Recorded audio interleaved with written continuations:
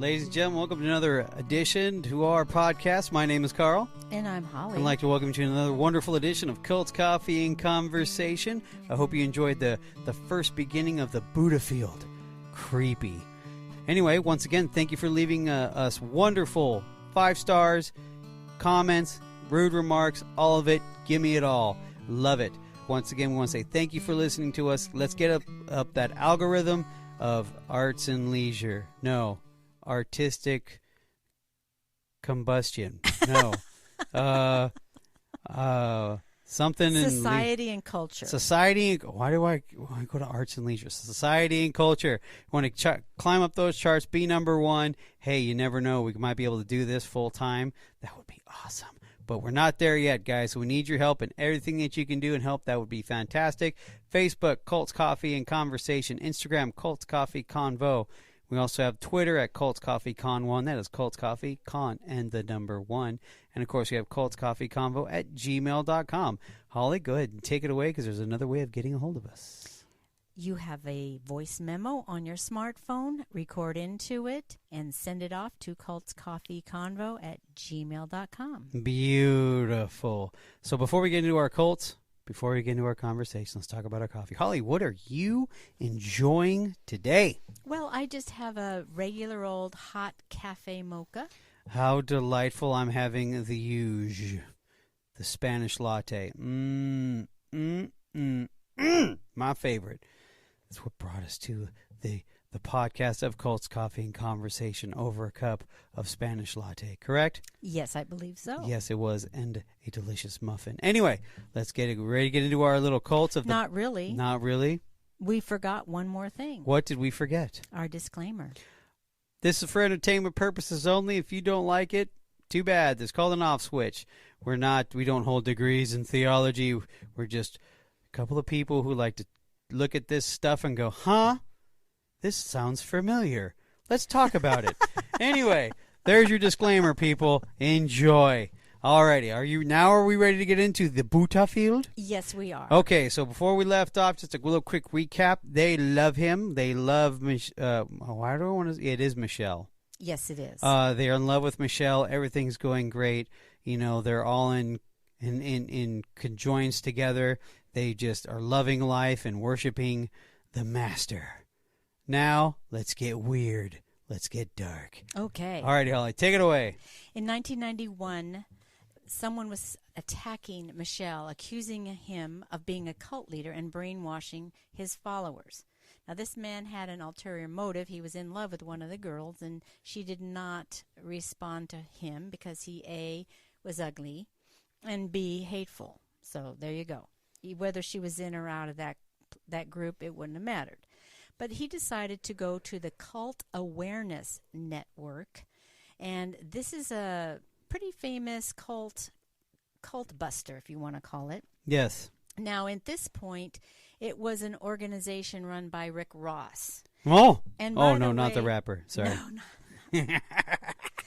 This, at this time, was more or less one of these things, but a little tidbit of information. Later on, it was run over by the Scientologists. Ah. They actually took it over just to shut it up. Beautiful. But anyway, at the time, what they did was by parental request, they would kidnap their adult children, have them deprogrammed. Now, that sounds like an interesting familiarity with a cult we haven't covered yet, but yes. Mm-hmm. Well, I guess, it's illegal, by the way. I don't know when the law changed, but... What, to kidnap your family and have them deprogrammed? Yes, because if you're a person over 18... It's by choice. Yes. And not by... Oh, sorry, Utah. Just kidding. Michelle was fearful that the Buddhafield would be labeled a cult. And this was the pivotal moment for all of them because now it was no longer about God, the knowing and spiritual awareness. It was all about what are we going to do about being labeled a cult? Yeah, survival, end of his gravy train. So Michelle told the group he could no longer do his work in this environment and he needed to get out of Los Angeles. Yeah, so he decided to go underground. In the middle of the night, he told Will, one of the filmmaker, the cook, and another body worker to pack up. They were leaving. They did not know where they were going, and neither did Michelle. They were all living underground, that Carl mentioned. They had no money. Well, the workers, the people that went along with him. Of course, they had no money. They had no money. They had no bank accounts, no credit cards. They were truly living off of the largesse of Michelle. Right. Those left behind, well, actually, everyone else stayed in Los Angeles, and they were awaiting further instructions from Michelle on where they should go. So they were still going about their business, working businesses and gathering, I guess, together. They were devastated that he was gone. So they were waiting for him, and they sent him a video messages of their love and devotion. Real quick, sorry to stop you real quick. Doesn't that sound familiar, leaving in the middle of the night with just a few people? Yes. Yes. Yeah, just bringing that up, yes. Yes, just like the Rosh Nish Yes, people did. yes. Yes, very good. Sheila? So they did not want to go back into the real world where they would be torn apart. Some of this, you see this on the documentary of these poor people that are just devastated and crying and wanting their master. Yes, thank you for giving me my life. Thank you. Oh my gosh, It's pretty it's upsetting. brutal. Yeah, Yes. yes. So meanwhile, he and the small group he took were visiting places, trying to figure out where they would live next and how they were going to protect themselves, meaning him. Michelle told his followers that every Christ figure was killed because of their beliefs. Yes. And he did not, because the Christ figure did not conform to society. Yes. And he was becoming obsessive with this idea. Yes. And no one in the group, even those closest to him, knew who he was. That is correct. So let's go ahead and talk about the history of Michelle. Now, all this is hearsay because, like Holly said, nobody knows the truth because this is super secretive. So a few things will come out in the end, but we'll go ahead and get into it. So go ahead, Holly. So, tell me the history of Michelle. Okay, also known as Jaime Gomez. Jamie. Beautiful. No, it's Jaime. Just kidding. He was from Brazil, I believe, but he came from a wealthy family. Yes. But either his mother or brother died when he was young. They weren't quite sure. Right. He came to the United States, and he was in San Francisco in the 1960s and studied dark arts. San Francisco. Interesting. All connected. He came to America to be a movie star, and he wanted to be famous. And his stage name was Michel Rostan. He was in Rosemary's Baby, but at the end for a few seconds looking into the camera. Right. Some people who were around the group said he was in pornographic movies, but his followers did not believe that. They did not. Now, he had certificates. Yes, he did. From the American Hypnotherapy Association Yes. as a registered hypnotherapist. He had from the Mexican Orthodox Catholic Church. Carl, what was it that he had? It is a canonical establishments, a certificate of canonical establishments. Okay. Which I have no idea what that is. I'm assuming it's probably sort of a minister. Yeah, probably their version of theology. And the state of California as a behavioral therapist. A lot of weapons in that arsenal. Yes. This plus his acting methods merged into a way to come to God. Yes. Alrighty. Nice little concoction in that cocktail. Alrighty. So, of course, they are on the road now. This is where we call them, where the group begins to start to settle down now. They were on the road for 6 months. He's finding himself 6 months. And using the whole thing of him being Christ-like, and he's a Christ-like figure, and everyone killed the Christ-like figure. And, of course, you can rattle off a whole bunch of names on that. We've covered a few people who thought they were Christ-like as well. Anyway, they're on the road for 6 months, and guess where they decided to stay? Austin, Texas. Flourishing community. Now that's a popular place to go to, just saying. Now, of course, since, they're quote-unquote running from what exactly, it's debatable, but he decides to change his name from Michelle to Andreas. Okay, so from now we're going to call him Andreas. Yes.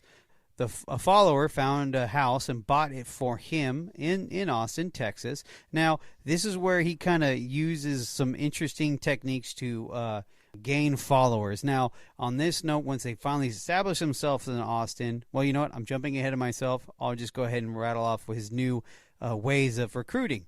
Of course, he used yoga studios, yes, and yoga classes, also ballet dancers, yes, as recruiting tools. And he only recruited certain people only, and that was of the open-minded versions. Because if you're not open-minded to massaging his body and making him fruit salad and doing other things, the thing that happened during this time, just a few months ago, maybe a year ago, maybe a year after, either the Waco incident. Now, okay, so yes, they did move to Austin. Got themselves established. Everything was going. Believe it or not, everything was flourishing again. Yes, they had new visitors all the time. Or not visitors, the new members would come in, and they would be sharing love with them, just like they did in L.A. Yes, they did.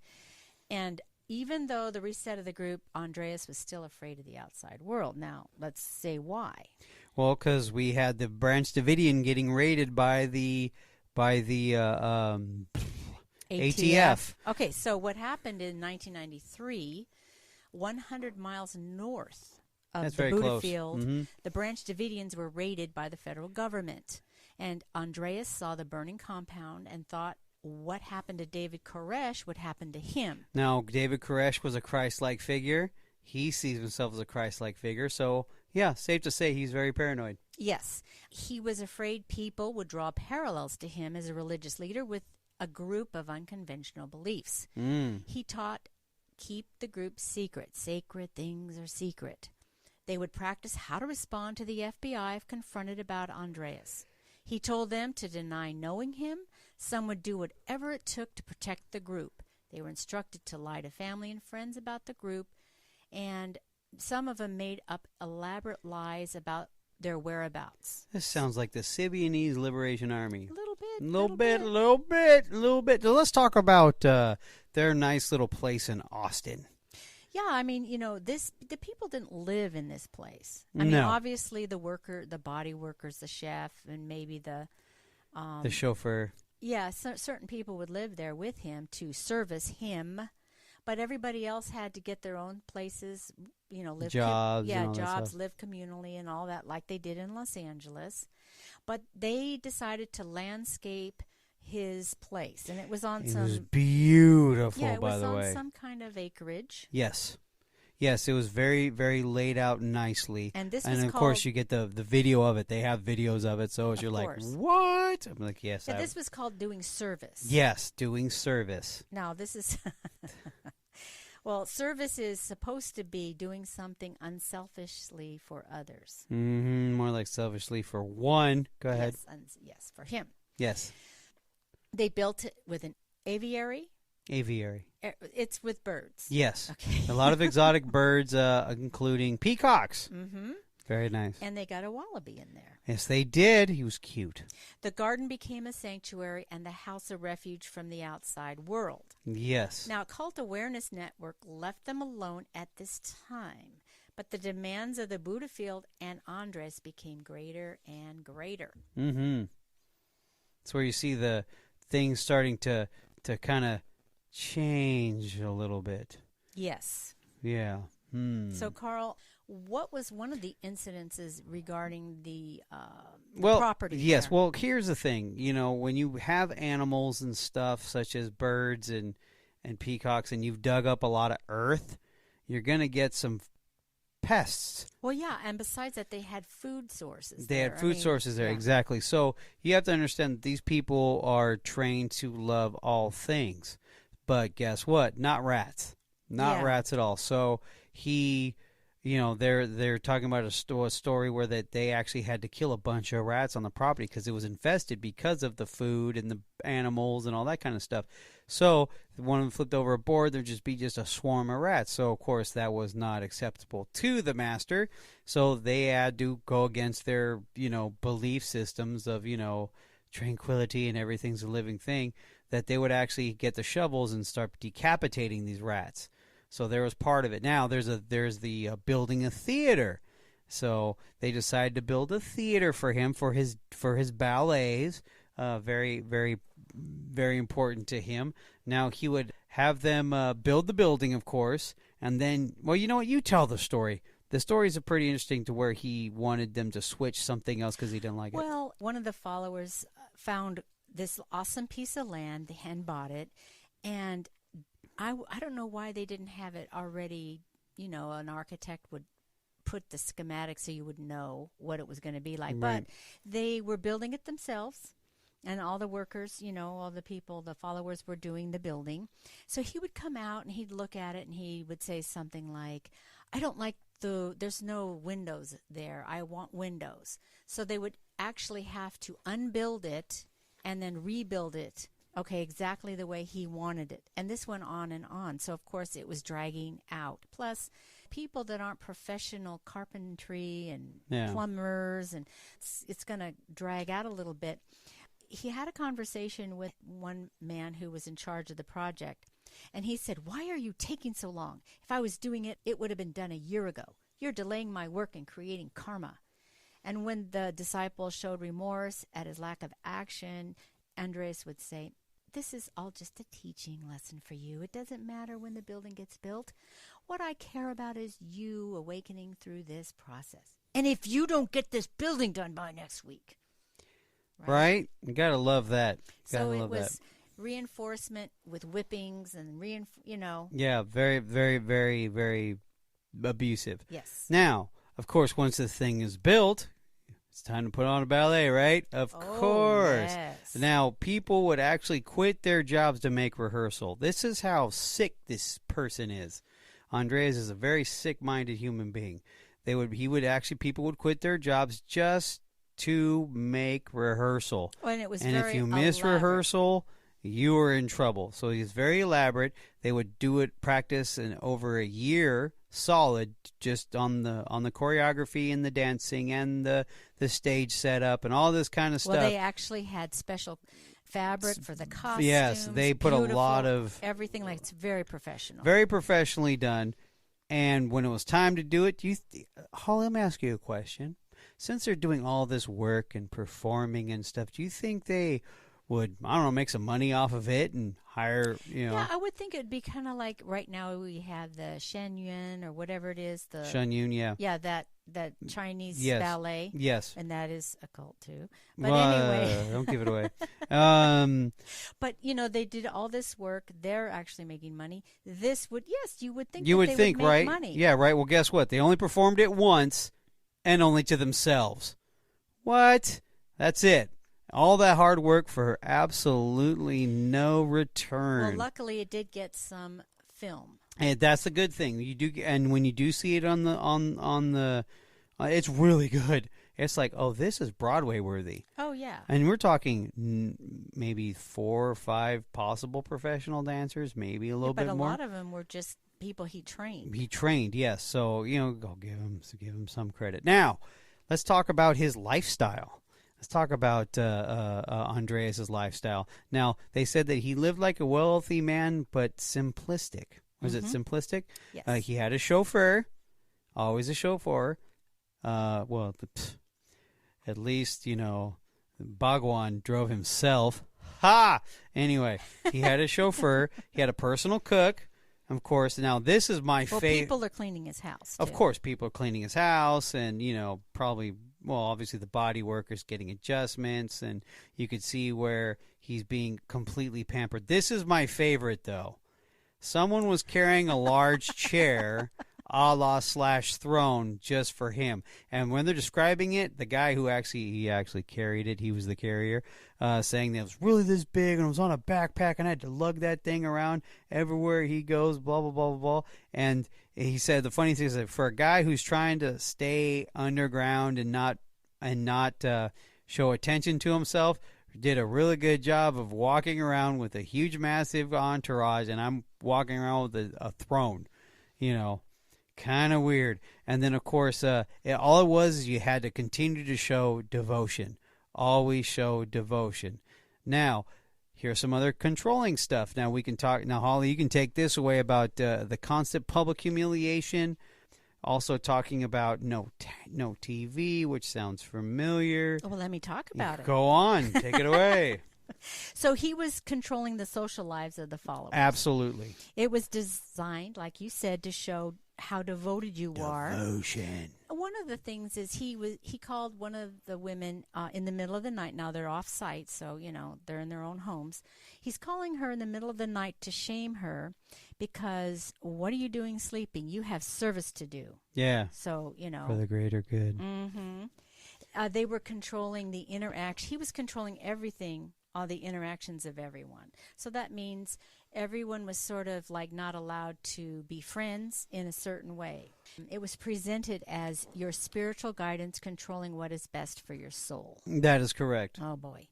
Now, they were not supposed to read books, watch TV, listen to the radio, and one of the followers bought a TV and was accused of doing it behind Andreas's back.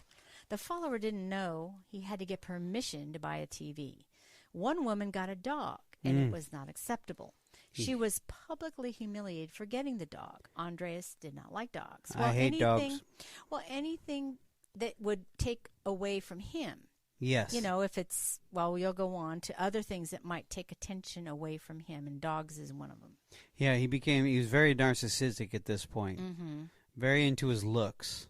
So one former member said it was nice when it first started out, this whole group, it was about achieving spiritual growth for oneself, not adoring Andres and licking his feet. Yeah, that was so funny. So there was something that they did. It was just a quick thing about a movie mocking women and the allure of women and having feelings for women and being in a sexual way. He did not believe, he did not believe in any sex at all. Because, Carl, it was going to diminish them, their souls or something? You die a little when you participate in sexual desires. Yes. So, and that's keeping it clean because it wasn't that clean when they explained it. Just telling it's a little vulgar. Go ahead, Mom. Well, anyway, there was many mixed messages though, because even though they were told they were not of their bodies, do not get stuck in our relationships, don't get stuck in your senses, transcend all that stuff. Yet they were all obsessed about the way they looked. Very much so. Yeah, so the women wore the makeup. Men and women had plastic surgery. They had to go to the gym to exercise. They had body waxing. No fat people were allowed. No. And everyone had to be physically starlets. Yes. And let's talk about that plastic surgery. Wouldn't he use them as guinea pigs? Yes. He wanted to see if it was going to work out. So, hey, can you get your eyes lifted? Can you get a nose job? Insert, cheekbones or whatever, yeah. And he wanted to see how it looked on somebody else before he would do it. Yeah. But he did not announce this. Most of the people didn't realize it was being done until they looked at him and they said, wow, he looks really weird. Yeah, they were mentioning that he started looking, what was it, like morphed?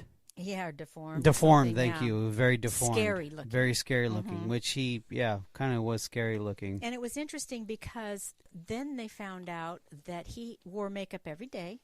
Concealer, it was a concealer, eyelashes, fake eyelashes, and eyeliner. Oh, yeah, the eyeliner, yes. Yeah, you can totally tell in the 80s, trust me. And then, but he would always say, your body's going to be a carcass someday. The spirit's more important. But he was a hypocrite because he was doing all this plastic surgery and makeup and. You mean do as I say and not as I do? Yes. Oh, what a shock! But nobody dared challenge him on it. Okay. Why? Why? Why wouldn't they not do that? Well, they don't want to get publicly humiliated. Drop your mind. So the drop your mind. This is a phrase they would use. You need to drop your mind. Get your heart right. Yeah, that's right. That would be the Christianese way of doing it, right? Get your heart humble right. Yourself. Humble that's yourself. Another one, oh, yeah. Mm-hmm. Where I just middle finger the person who said that. Go ahead. No. So anyway. In the church, in front of the pulpit. Yeah, baby. Just kidding. Go ahead. So drop your mind means that you're not in line with what's going on here. That's correct. Because you're thinking. See, you're not supposed to think. No. So it was a critical warning. If you were in your mind and thoughts, you were not connected to your meditation and to God. So any critical thinking, mind, your thoughts, this is all evil stuff. That's why everyone was walking around like they were in a daze all the time. Yes. And they couldn't have real conversations. Like Nope. Comparing things. You just couldn't talk. Nope, not allowed. You cannot have a teacher without followers. Even though, they're kind of starting to see some of the inconsistencies and hypocrisy, they also, other things were going on, and he would be juvenile about certain things. And then they felt like, we're adoring him, and it's all about him and not about our spiritual wellness.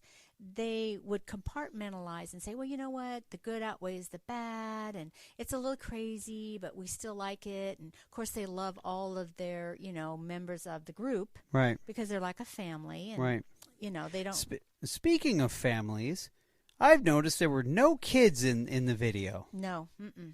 Why is that? Well, because he didn't allow it. Ah. Now, one of the ladies... She didn't say how it came about, but she was pregnant, but I don't think it was with anybody in the group. That's correct. And she said something to him, and he said, you have to get an abortion or you're kicked out. So she did. Yep. Although she didn't want to, I can tell. Yeah, and then she ended up getting pregnant with one of the members. And thinking that it was okay because he was a member of the Buddhafield. Exactly. But then he said, you have to get an abortion, and if you don't, you're kicked out and he's kicked out. And he threatened the guy, if you don't make her do that, then you're kicked out. So even if she would have left and left him behind, he still would have gotten kicked out. So there's a double whammy. Let's talk about how they look at people who left. Okay. Now, so they would demonize them, demonize them, yes. And how would they do that?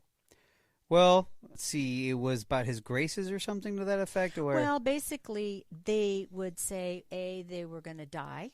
Yeah. They were going to get AIDS. One was AIDS. The other one was going to hit by lightning. The other one's going to be in a bad accident. Yeah, and the other one is... It's because they weren't on the... Was it because they didn't stay under his wing of grace? Yeah, his wing of grace. And also one lady left, and he told everyone that she was a prostitute and that she was running prostitution out of her own home. For our prostitution rings, Yeah. I mean, it's a way to... Yeah, you intimidate and scare. You do that. Well, the thing too is that and you discredit everyone. Yeah, and then of course the doubt did creep in. The followers noticed the change. There, you see hey, wait, like you said previous. Oh, we were licking his feet. What is this? Because when BS? you start out with the group, it's one thing. It flips in the middle. Now this is 1990, what, 4-ish? No, 2001. Oh, okay. So you got people since 85. Yes.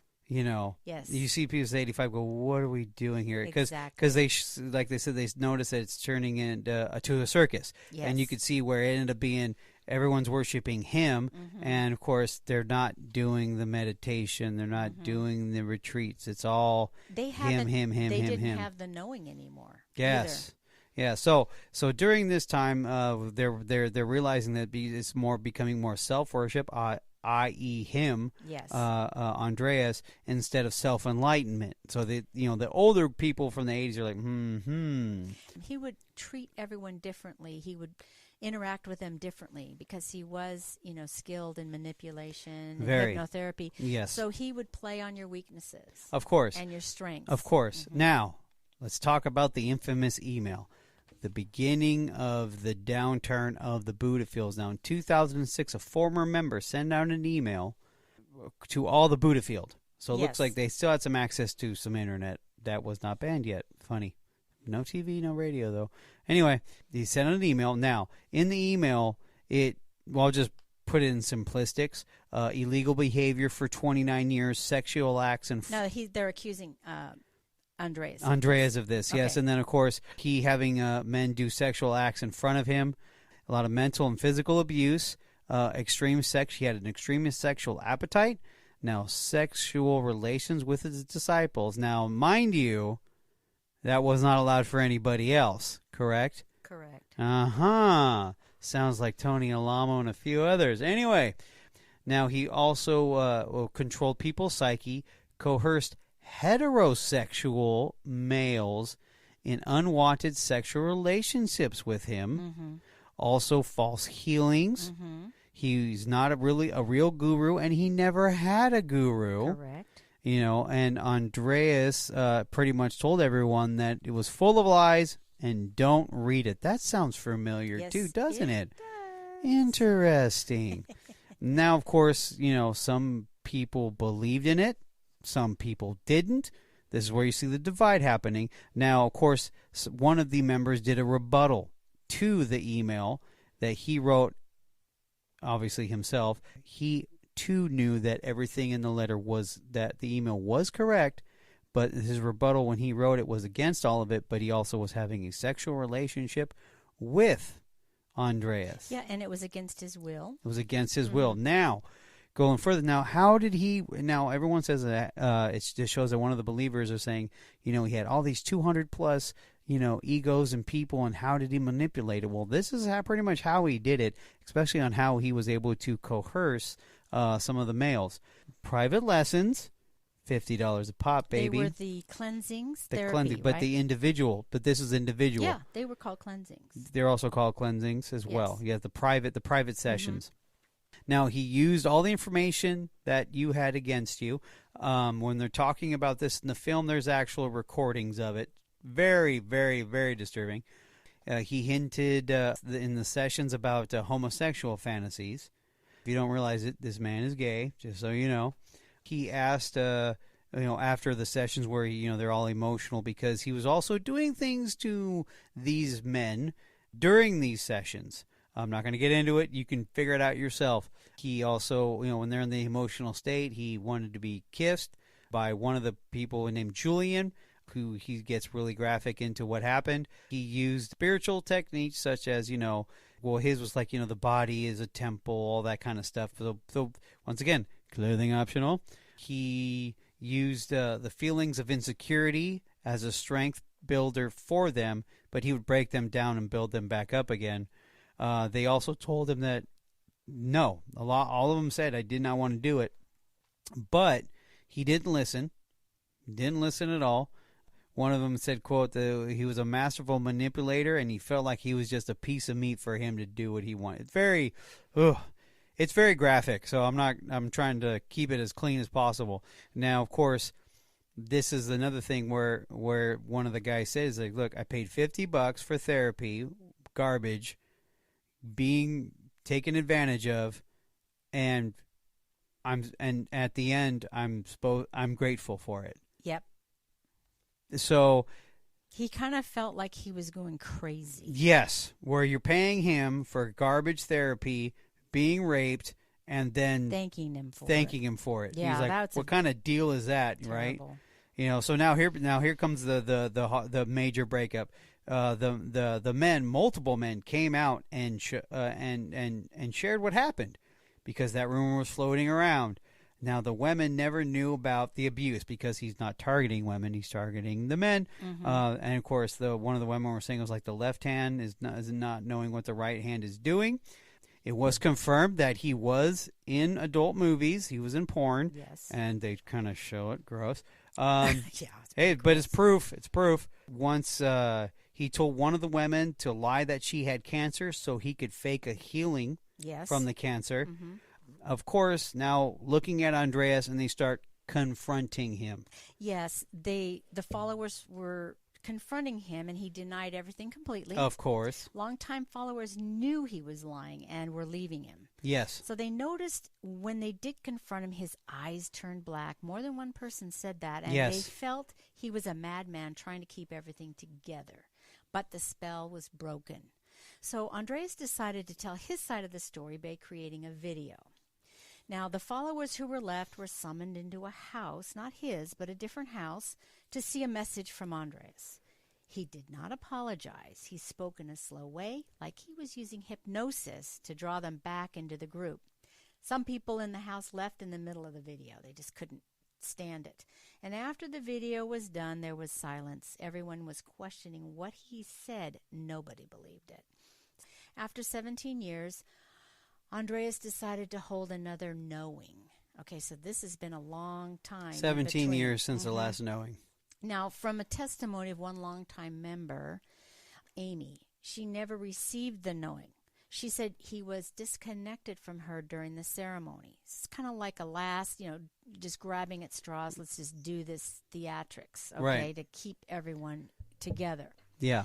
Later, he asked her to destroy anyone who was against him and, if possible, to have them taken out or find someone to destroy their lives, the IRS or whatever way.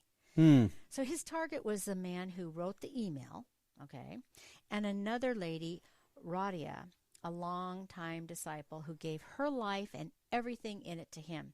And that's because once she started hearing all these stories and the men were corroborating all these stories, it was like, oh no. And she was just heartbroken, shattered. She couldn't believe it, because she said, if I would have known, I would have put a stop to it. I don't know how she would have, but something would have happened sooner. Right. Okay.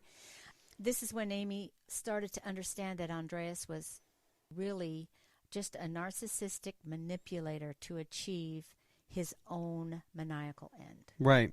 Some members warned Andreas if he didn't stop his quote-unquote work, they would press charges against him, which they should have done anyway. Right. But no, this is back in, quite a few years ago. He would be left alone if he stopped being a teacher.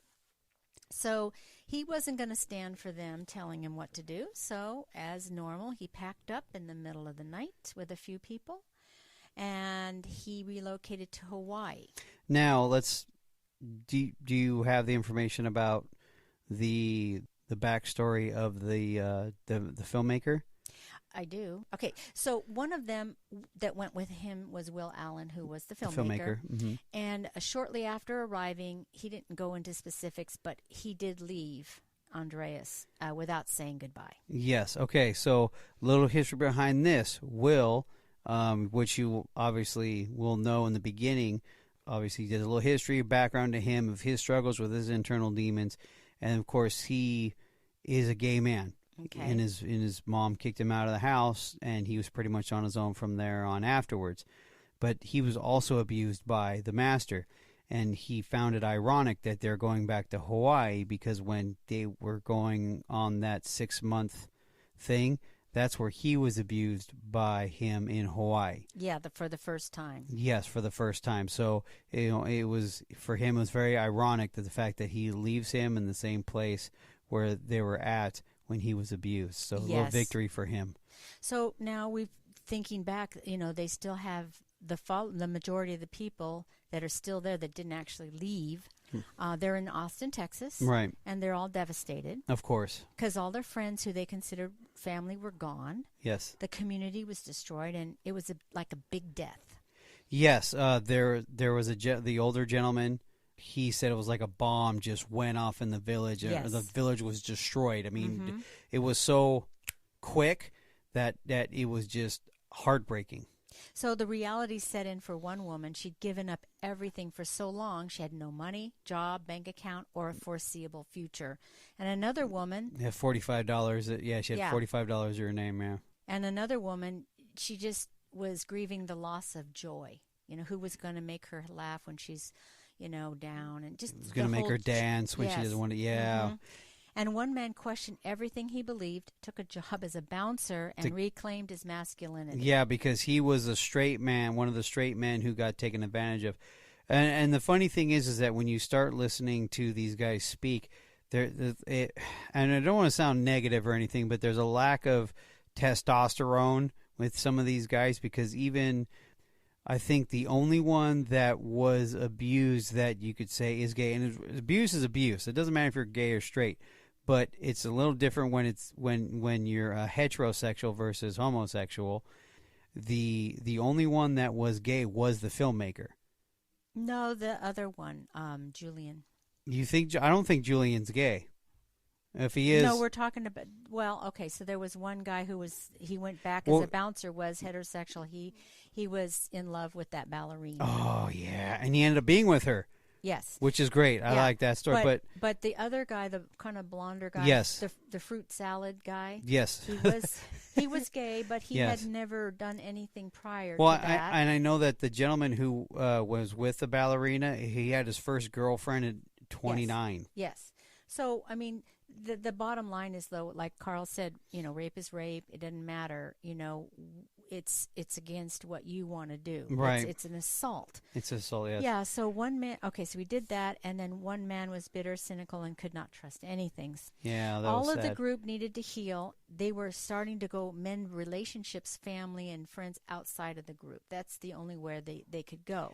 Now, there was 3 siblings.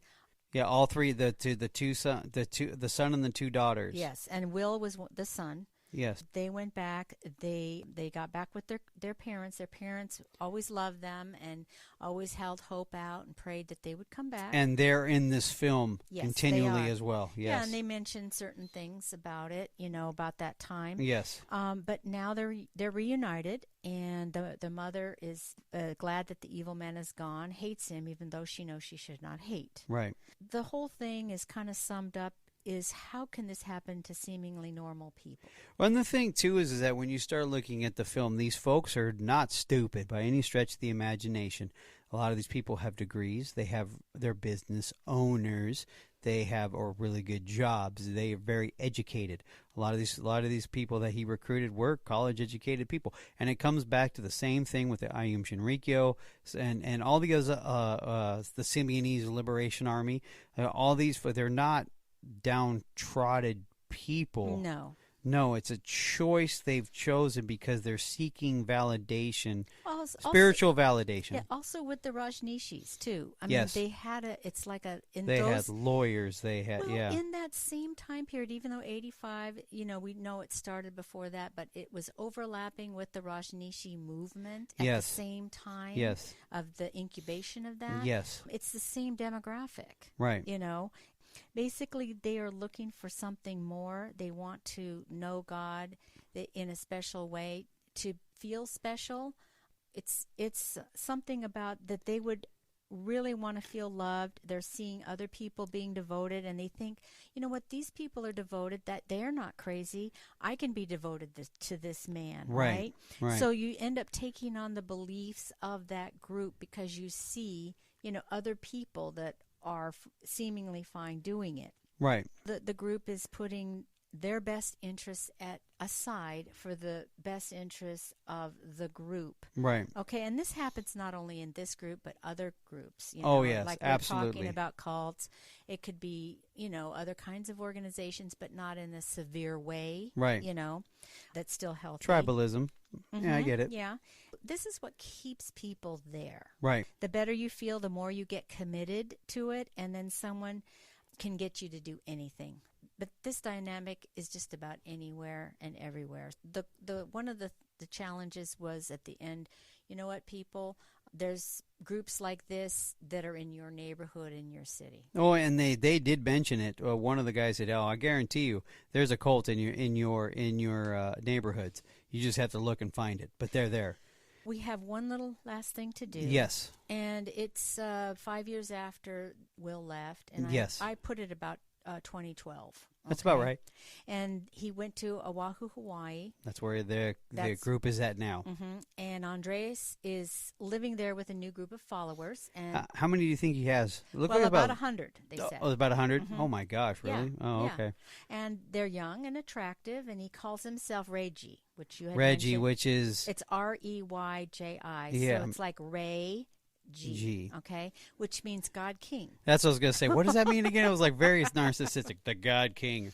He looks like he has had a lot of plastic surgery, and the filmmakers peek over the fence of his home and see him walking in town with his followers. Yes. So some followers from the 2006 email scandal are still there. Yes, that is correct. And without them, Andreas would not, or Reggie, would not have been able to recreate the group. That's correct. They gave up their own talent and abilities for Reggie.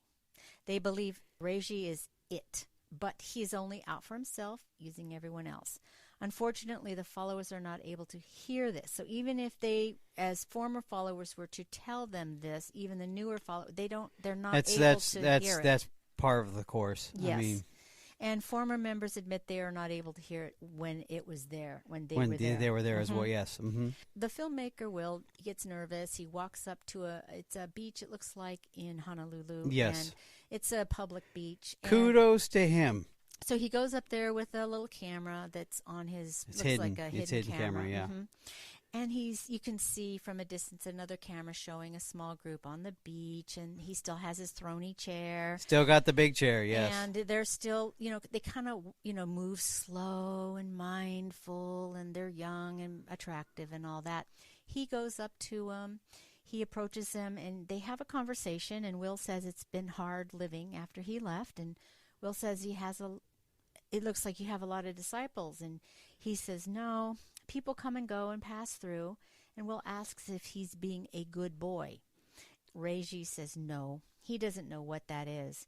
And Will says, don't you think you should learn what that is? And Reggie says, good and bad, better to find out what is best. And Will says, have you been your best boy?